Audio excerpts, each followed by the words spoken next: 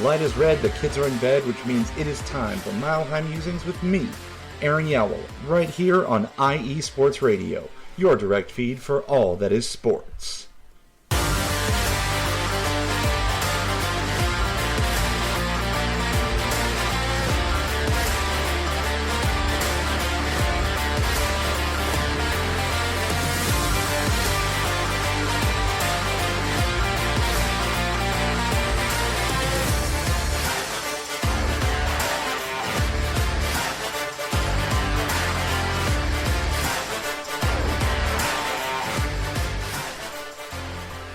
What is good, everyone? Welcome to episode 7 of Mile High Musings here on IE Sports Radio, your direct feed for all that is sports. I am your host, Aaron Yowell, and you are listening to Mile High Musings.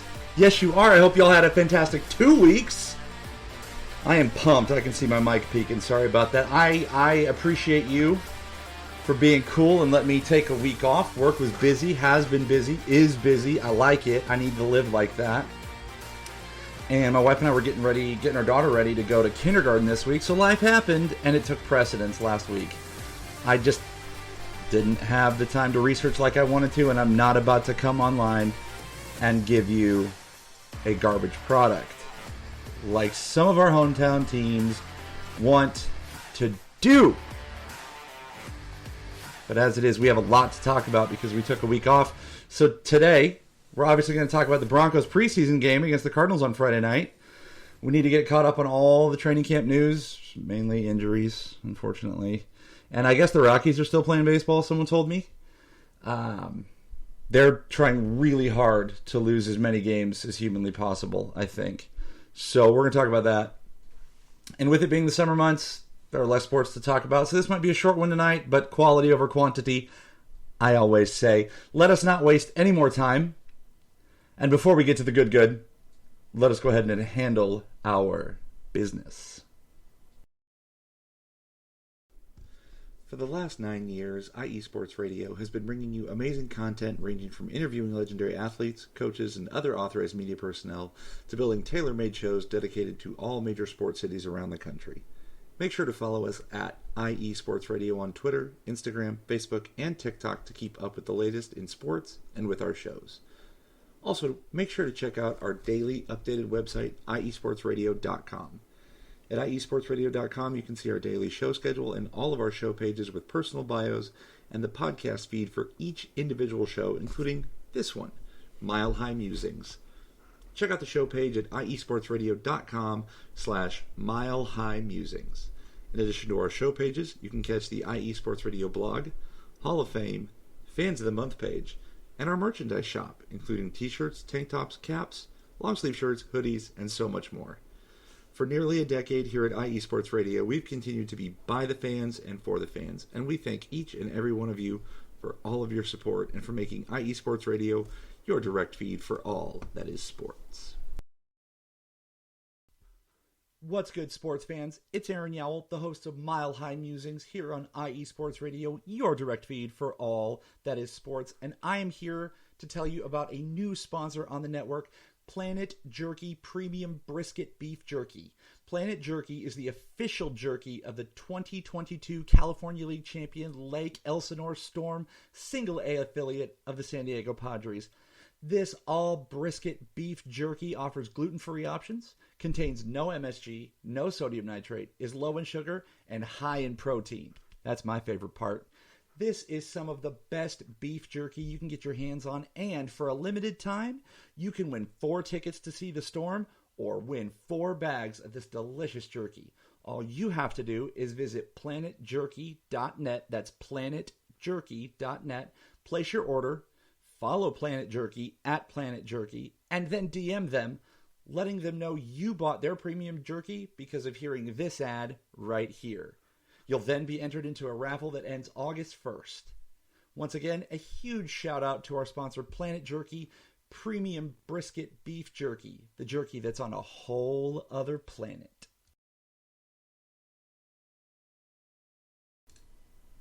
That's right, check out Planet Jerky. Delicious, delicious stuff. Super glad you're here tonight. And if you noticed, I did click the explicit button before getting started tonight because I realized after listening to the show in review how spicy I got last time, 2 weeks ago, and I might get that spicy again. Also, I noticed that I was having some mic issues last week. I thought I fixed it, but if I didn't, we're gonna take a look at it. So know that we're working on it, and it is a work in progress. It is live theater. Well, for right now it is. If you're here in the chat, thanks for being here. It is live theater. Let's get into our Rockies review, which is now my segment name for Rockies baseball. It's the only thing that makes sense for Rockies baseball, and it works out because I have two weeks to cover. So the Rockies played 4 series over the past 2 weeks, and we will get started at the end of the 6-game homestand. We welcomed in those San Diego Padres from Monday, July 31st until Wednesday, August 2nd. Since I've got 2 weeks to cover, the Rockies are playing like dog crap, and there's not a lot of good. I'm going to hit the big points and move right on through this. I do have hot sports opinions, as always, at the end. So, Monday, July 31st, the Rockies 4-3 win in 10. We like that. Then they come back and lose 8-5 on August 1st. Ryan McMahon did homer in that one, though. And then they ended the series against the Padres with an 11-1 loss. K-Free, our quote-unquote ace, with his 12th loss of the year. Maybe my dude needs to talk to a sports psychologist or something. And I'm not trying to dunk on him, and I'm not being an ass. He's a great pitcher, or was a great pitcher, and he's supposed to be the ace. There's something wrong, and I know he's been fighting injury a lot over the last couple of years, and those injuries could have very well seeped into his mentality and approach to each start. Also, this series came on the heels of the Rockies, if you remember back from 2 weeks ago, trading away C.J. Cron and Randall Grichuk. So I'm going to give the team, especially the coaching staff, the benefit of the doubt here as they were, shuffling the lineup cards and trying to integrate the younger guys into the mix and shuffling around some positions too. So then we travel Thursday, good travel day, to St. Louis, and we play St. Louis Friday, August 4th, Saturday, August 5th, Sunday, August 6th. We come out August 4th and win 9-4. The Rockies beat Adam Wainwright, and I know he ain't as good as he once was, but the Rockies, I'm talking about never, I'll say never beat Wainwright. So we love that.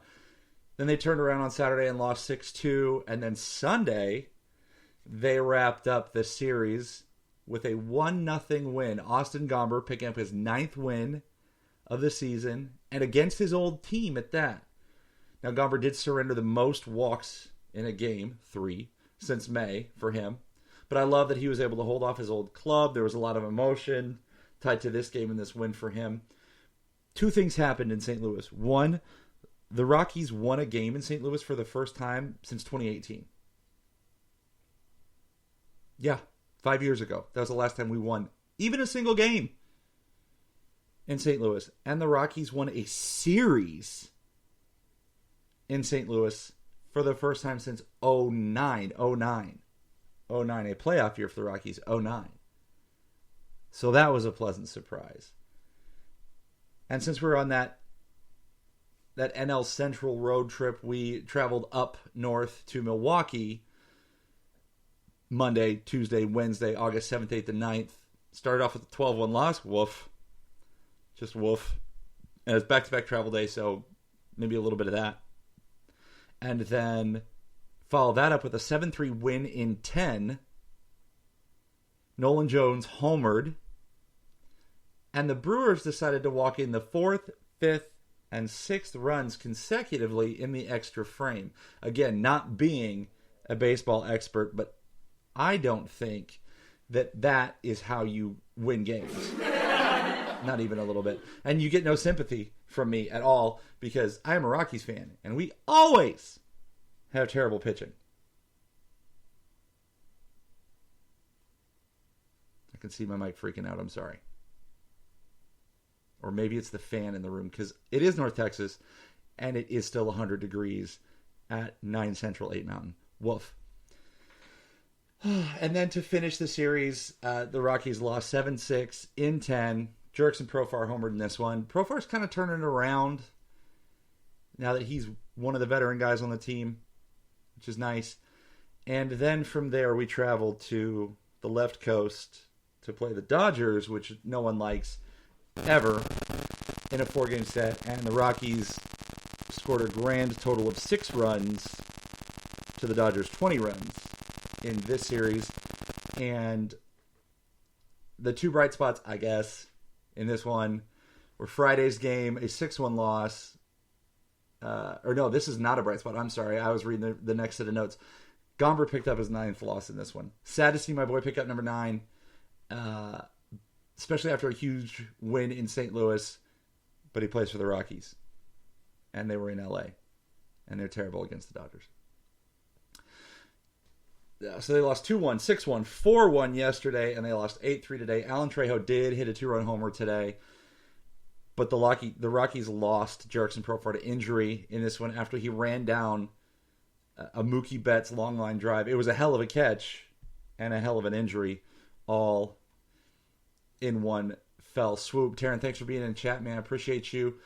But this is what the Dodgers do to us, and now the Rockies are on a 5-game losing streak, so any of that momentum gained from the Cardinals and Brewers series is gone.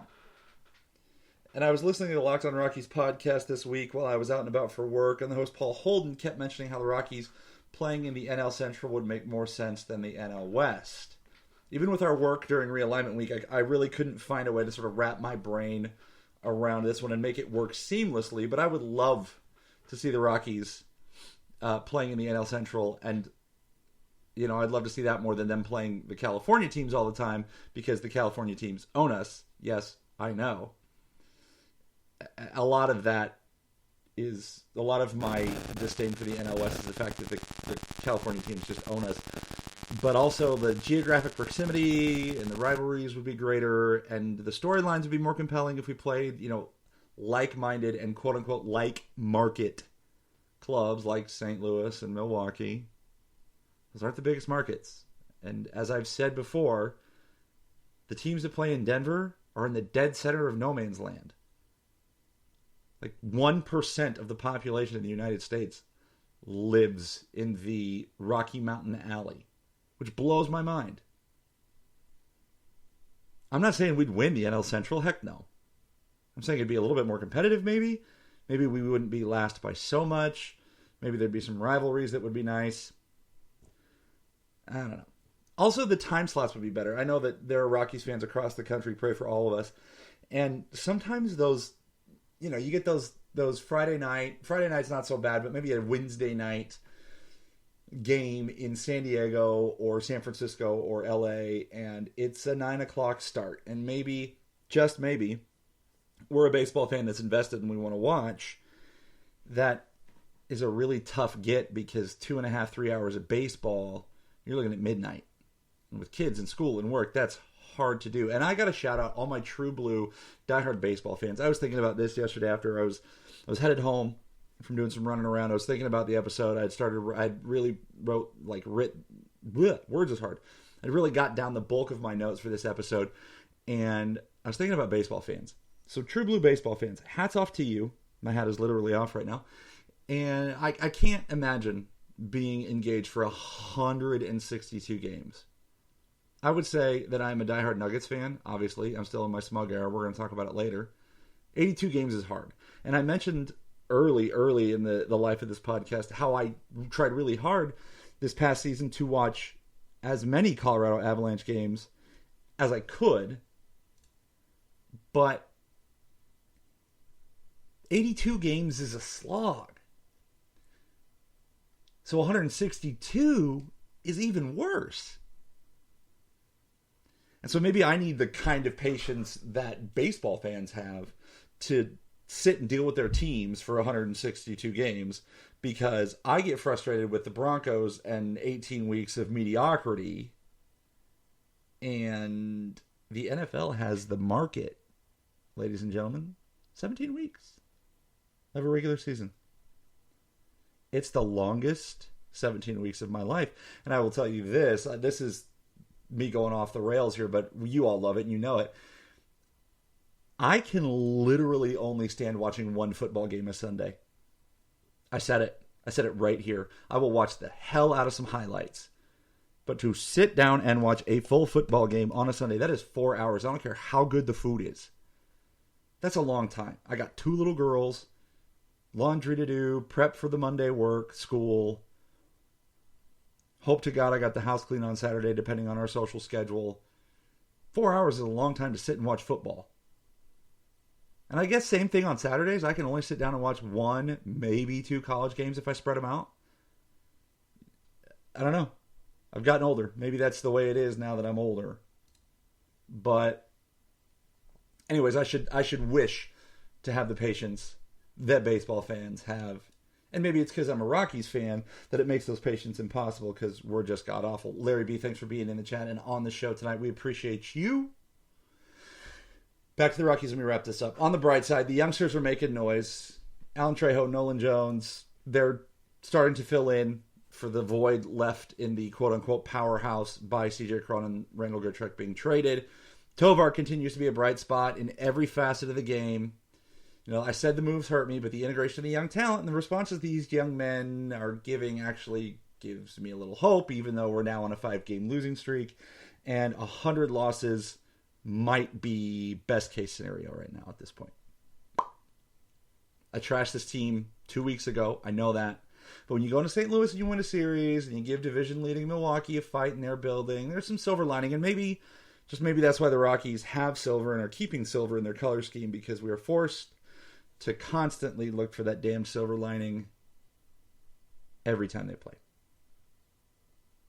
This week, the Rockies head home for a 3-game set against the Diamondbacks and 3 games against the Chicago White Sox. Oh, crap. It's time for our first break, sports fans, but we get back. The Broncos played meaningless football on Friday, and no, I'm not just saying that because they lost by 1 with 30 seconds left in the game. You are listening to Mile High Musings here on IE Sports Radio, your direct feed for all that is sports.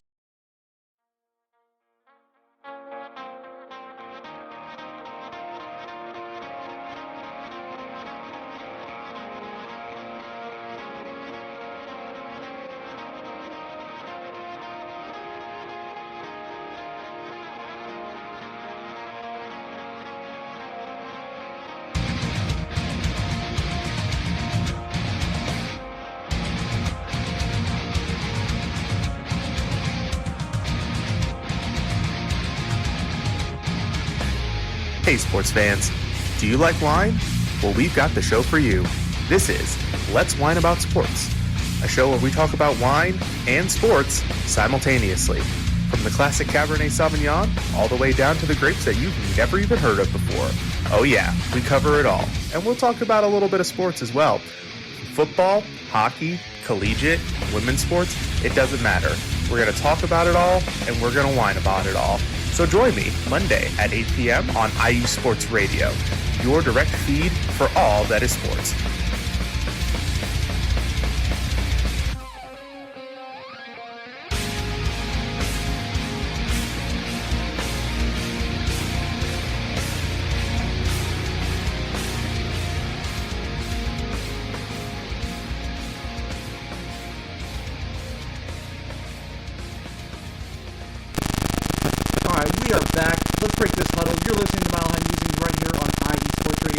Your direct feed for all that is sports. Don't forget to give the show a follow on Twitter or X. See, I'm getting ready to read the fact that it's got 2 names and it's throwing me off.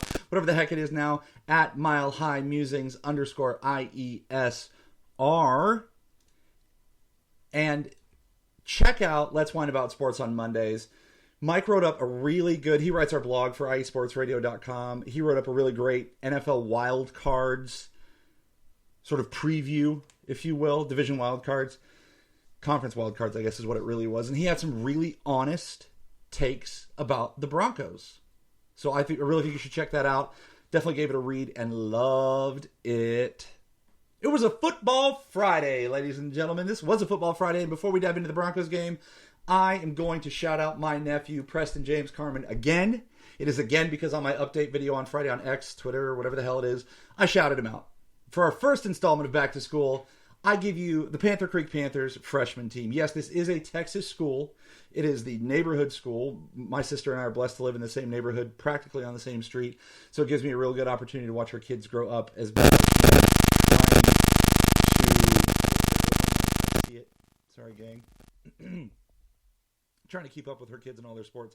But my nephew made his high school starting quarterback debut for the Panther Creek High School freshman team on Friday. Sorry, I'm still trying to dial in this mic. Son of a gun. And because it's a Texas school and it's my nephew and it's my show, it's my party and I will cry if I want to. So they had their first scrimmage on Friday against crosstown rival Memorial High School. And in balanced action, so my nephew and the two other quarterbacks saw balanced reps, but my nephew Preston had 8 completions on 9 attempts for a touchdown, made some plays with his feet, totaling roughly 25 yards. I did have boots on the ground for this when my wife and I were celebrating our daughter's first 3 days of kindergarten without any total meltdowns. But Larry B., I sincerely hope that in 2 years you are able to have me on the 3 and Out College Edition, and we were talking about my nephew tearing up high school football in Texas and getting offers from big schools. I'm literally praying for that, but more importantly, I'm praying for his health and his success because he's one of those good kids who works his ass off. He deserves the world. So Preston James Carmen, shout out to you, my dude. Throw touchdown passes. Read them like a book, cousin. Sorry, football tangent, but, you know, if you saw my video on Twitter X, what the hell ever. Yeah, Taryn, I know that my mic is jacked up. I think it's the cord. I am watching it more than I'm reading my notes. I don't know. I'm working on getting it fixed. Mike, I don't know if you were here for the shout out. I just gave you a shout out for your show and your blog. Thanks for being here. Drewski. Oh, Drewski. Welcome to the chat. I have got stuff for you later, my man. I wrote you into the show later. Check it on the chat. Thanks for being here. Glad you're here. So let's talk football. Again, if you saw my video on X or Twitter or whatever the hell it is on Friday, that last bit made sense. But now for the grown-ups. That's right. It's Broncos time. In this house, we praise the Lord and cheer for them Denver Broncos. Yes, we do. The Broncos played meaningless football on Friday, but the starters played, which was awesome. The starters ended up playing 4 series on Friday night in Glendale, and I was really, really surprised to see them come back on the field in the second quarter. But Sean Payton was asked after the game about sending them back, and he said, shoot, I wanted to score. And there were multiple sources on X, Twitter, or whatever, credited for that one. So thank you for that. So Russ got to cook a little bit. Russell Wilson went 7 for 13 for 93 yards and a touchdown to Jerry Jeudy on a 4th down play, which I thought was ballsy. It's preseason. Who gives a crap? Kick the field goal. We'll talk about that in a second. But Peyton ran him back out there. They made the right call. Russ made the right read, stepped up in the pocket, hit Jeudy on I think it was probably a 10-yard in. And Jeudy just beat his guy and scored a touchdown, which is what you're supposed to do. Russ was sacked one time for 7 yards. The offensive line was not controlling the line of scrimmage. McGlinchey didn't play. I did think that Arizona was dialing up the pressure. Good for them. I think they should have. And I like it. I want Russell Wilson to feel the heat. Taryn, I don't know if you talked about my nephew because he's only a freshman. If you did talk about my nephew already, damn. That kid's making more waves than he should. But hopefully we can talk about him in a couple years when he's getting them scholarship offers. Javonte Williams was held out of this one, and I thought he would be. I know he's been making a lot of noise in camp, and he looks good and strong, but dude just tore his ACL and made a miraculous Superman-style comeback. So hold him out. Make sure he's completely ready before you throw him in there. So Samaje Perine got the start. Carried the ball 6 times for 26 yards. His longest run was for 11. He and Russell Wilson put the ball on the deck, but they were able to get it back. Jerry Jeudy finished with 2 catches on 3 targets for 40 yards, including that 21-yard touchdown catch on 4th down. Ballsy. I like it. I don't care. I want a little swagger. I want to go for it on 4th down like we're playing Madden. It's fine. Cortland Sutton, who's been balling out all camp and leading up to the game, he and Wilson had been cooking our secondary, which is okay. You're cooking the same team that you see every single day. Who cares? But Sutton had 3 catches on 5 targets for 35 yards. 4 series, I'll take that. If you extrapolate that out, you made note of him, good. Thank you. Appreciate you. And Mike, this is going to be a fascinating year. That's the most perfect and eloquent way to put it. It will be wonderful theater. As someone with a master's degree in theater would say, it will be wonderful live theater this year. If you were to extrapolate out the starters across 4 quarters, I'm happy with it. The starters did win, quote-unquote, 10-0. But it's preseason, so who cares? Jarrett Stidham got a lot of run Friday night, as expected. He went 5 of 15 for 50 yards and a pick. He did play for the Raiders, so God love him. Maybe he got confused at what hat to throw to.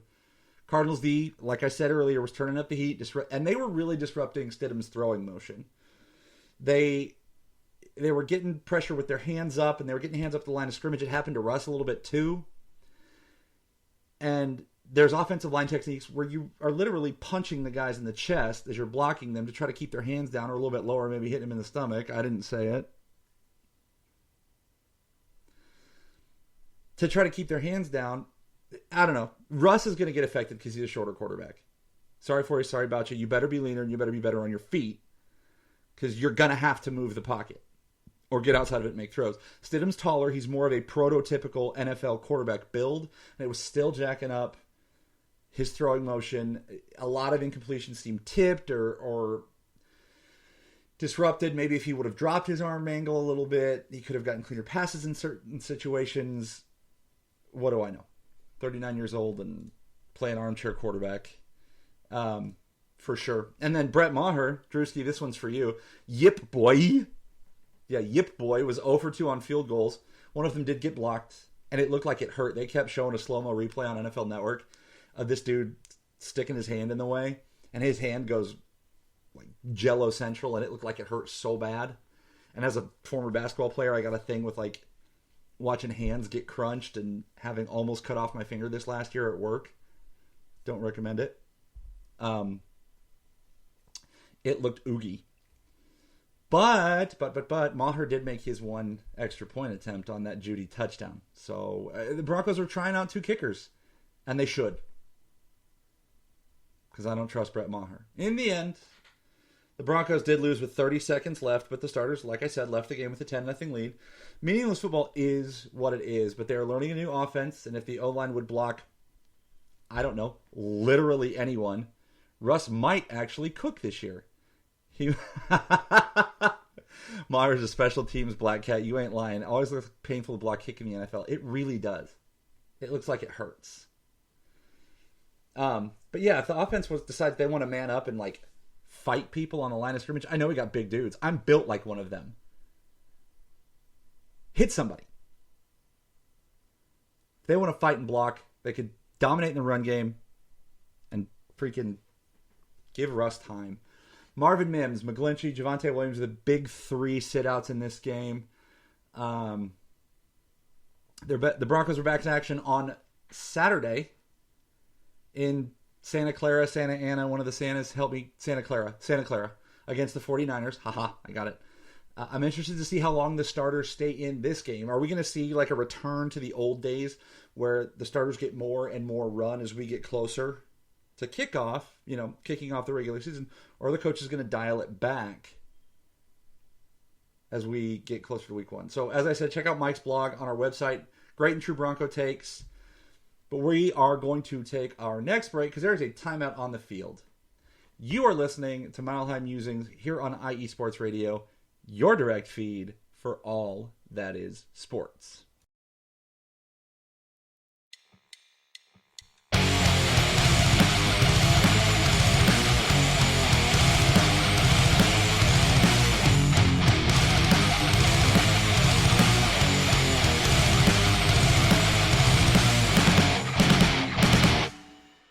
College football, and do you want to hear a college football show dedicated to all that is college football, including junior college and the CCCAA and the NJCAA, the NAIA, and the NCAA, including Division III, Division II, Division I AA in the FCS, and Division I Single A in the FBS. Well then look no further. Join myself, Larry B., and my colleagues, Mr. H-Town Blake Henley, and Mr. Christian Espinoza, each week during the college football season for the latest in college football on 3 and Out College Edition, right here on IE Sports Radio, your direct feed for all that is sports.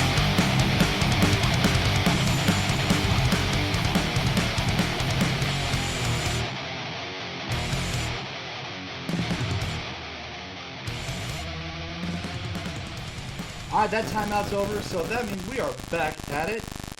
here on Mile High Musings on IE Sports Radio, your direct feed for all that is sports. Go Broncos! That's right, Tim and Quinn. Go Broncos. Let's get into our next segment, which I am calling Health and Wellness. And it is NFL training camp and preseason, which means health and wellness is a chief concern for a lot of teams, and it is what is already biting a lot of teams in the ass, including our Broncos. It's a contact sport, y'all. And it's not just the Broncos that are dealing with it. See the Cincinnati Bengals and Joe Burrow.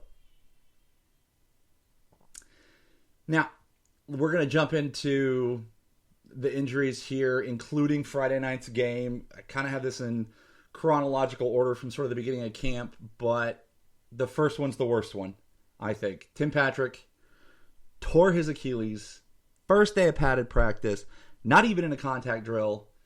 August 2nd, he was looking so good. And, you know, like Taryn just said in chat, can't get too hyped about wins and losses in the preseason. You can't get too hyped about camp in the preseason. You know, camp and the way that players are performing in camp leading up to the preseason. But Patrick was looking strong. His physicality looked good.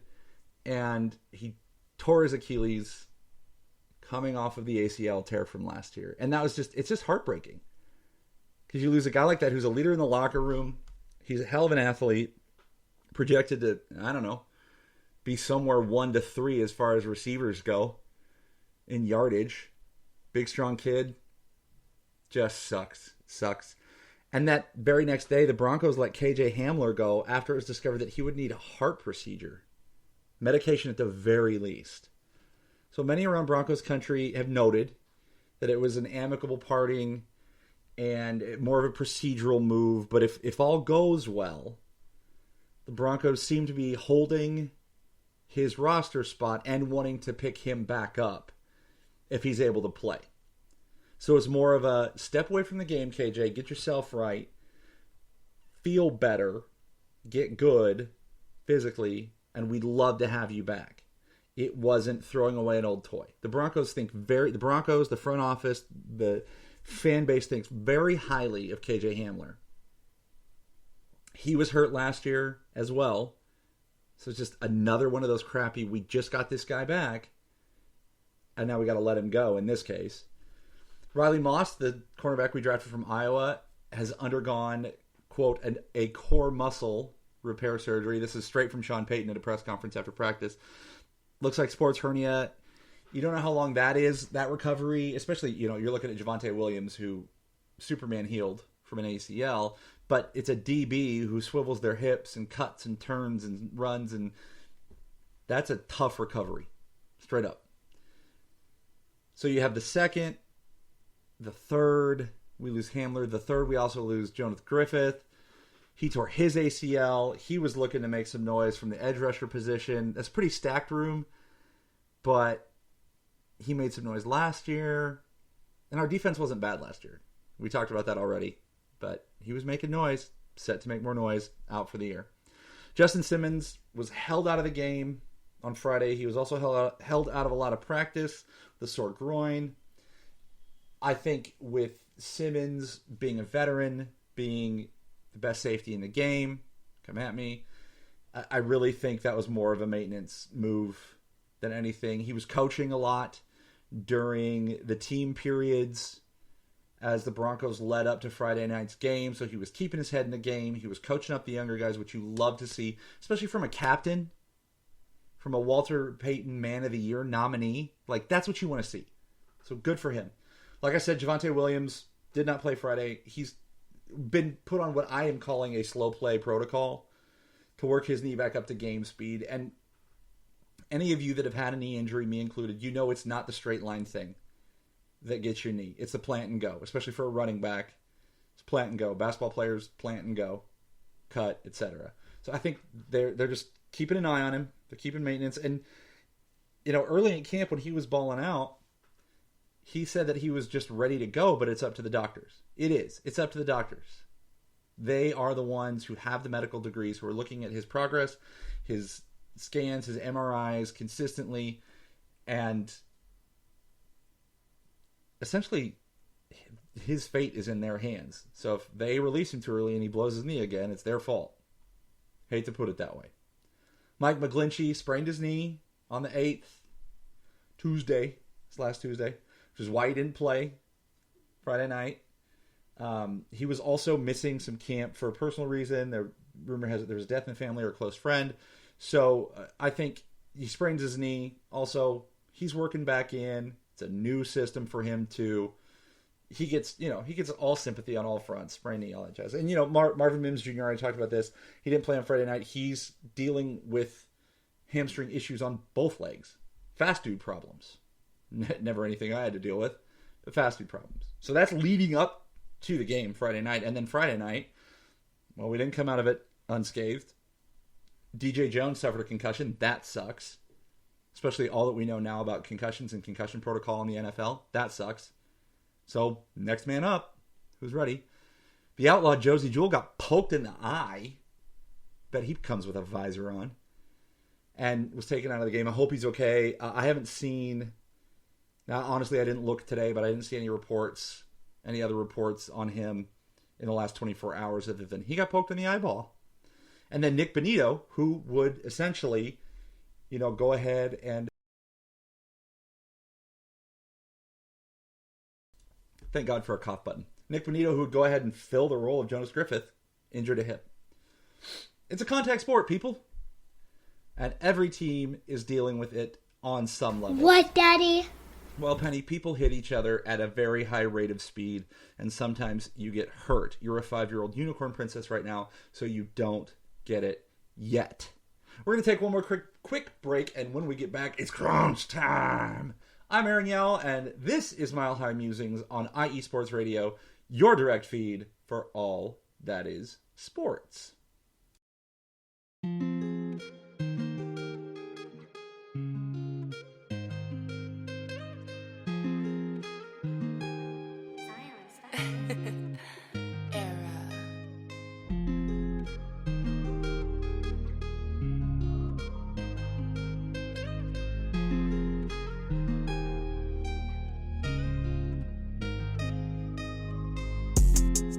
What's good, everyone?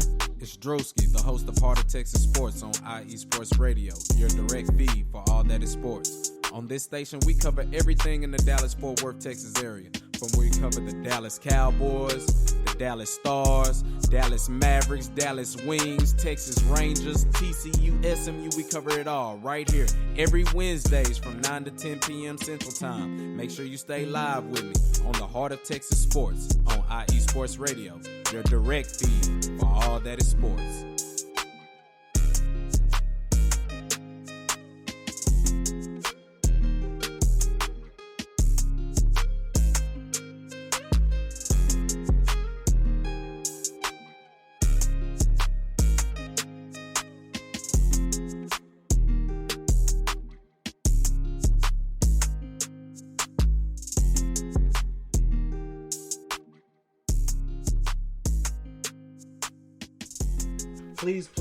Please go check out Drewski's show Wednesday nights, 9 p.m. Central. Drewski, we haven't even met in person yet. I feel like we are kindred spirits. We both live in, that good North Texas area.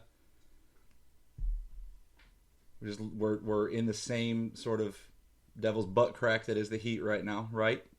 Thanks to everybody who's in chat, been in chat. Larry B, Taryn, Drewski, Mike. Just good to see everybody. Good to have a live audience. I got some feedback from some listeners from the last episode a couple weeks ago saying that they actually kind of liked me going a little bit off the rails with chat. So please keep it up. We love it. So let's hit that crunch time button, ladies and gentlemen. The Nuggets season opener. Yes, them Smuggets. When I get a chance to talk Denver Nuggets, you know damn well I'm gonna. The Nuggets season opener was announced this week. They will open their defense of the title at home against the LA Lakers. Banner night on TNT with the Lakers in town. And it's the early TNT game, not the 9:30 tip-off. That is reserved for Golden State and Phoenix. Thank God. Bring me those Lakers. I don't give a shit about LeBron, how pissed off he is, whatever. You don't think that Michael Malone's going to have those guys ready to have LeBron and AD back in the house with all those moves they just made? On ring night, on banner night, please. Please keep doubting us. Please keep doubting us. Big facts, Drewski. You already know. I'm sure that was response to you and I being kindred spirits Also, big facts, bring me those Lakers. I don't give a crap. The Bleacher Report, I don't know if y'all saw this, especially y'all on the network, saw the Bleacher Report put out their top 5 NBA duos. And the championship duo of Jokic and Murray was ranked 3rd. Are you kidding me? Greg Schwartz, this clown, Greg Schwartz, did he even actually watch the NBA playoffs? I'm just asking for a friend. Did he, like the finals? He had KD and Book first. Did they put up a 30-point triple-double in the finals? Oh, no. You know what? They didn't.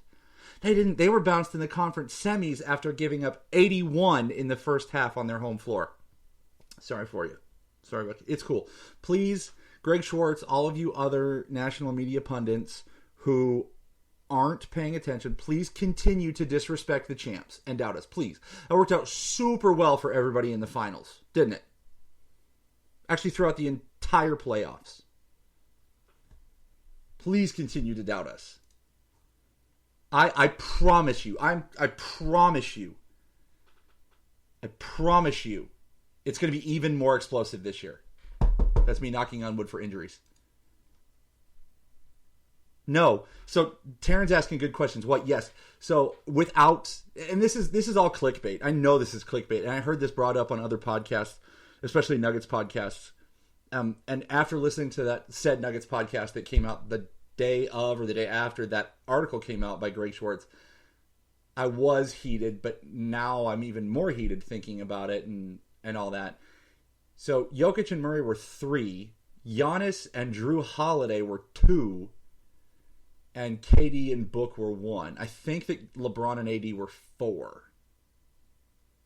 Which is fine. They should be behind Jokic and Murray because those two clowns got swept out of the Western Conference Finals. AD couldn't even cover Jokic. They literally took him off to put on 6'8" Rui Hachimura, who looked like my daughter trying to steal an Oreo from me in the pantry. So no, please continue to doubt us. And you know what? That pissed me off so much. I decided to go back.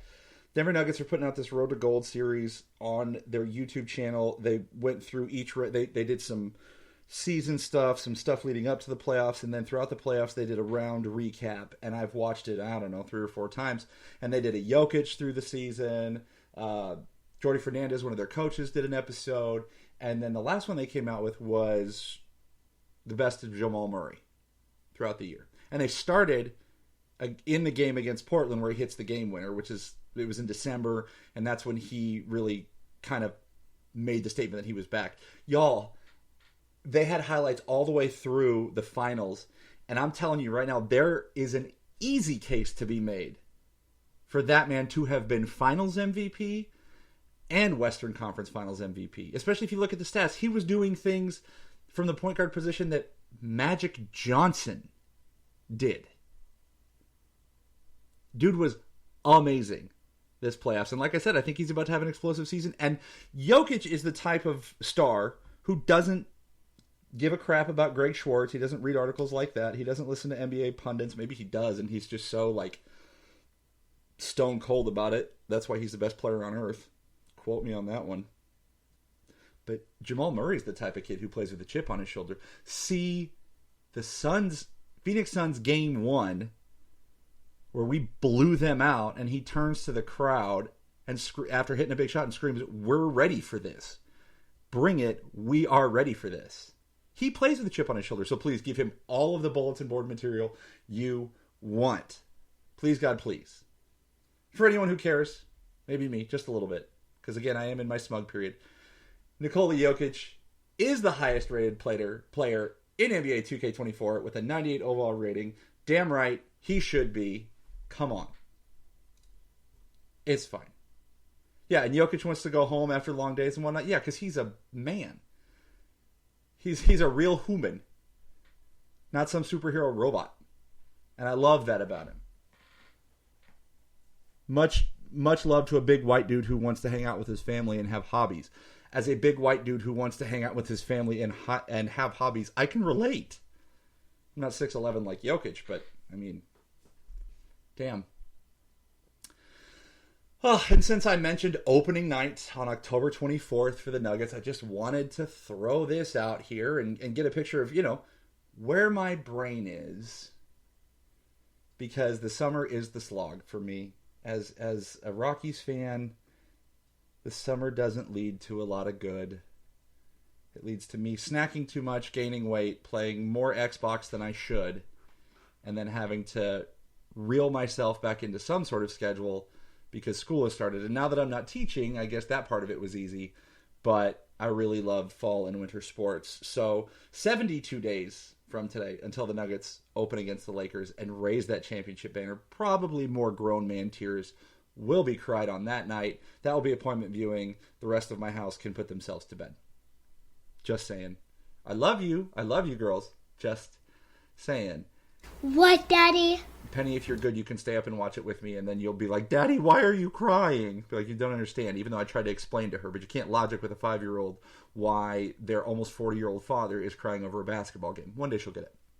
72 days till the Nuggets open at home against the Lakers. 59 days until the Avalanche open on the road against the Kings. Bring me all that LA stuff.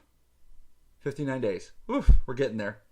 28 days from today until the Broncos open against the Raiders, and 20 days until the CU Buffaloes travel south to Fort Worth, Texas to face the TCU Horned Frogs.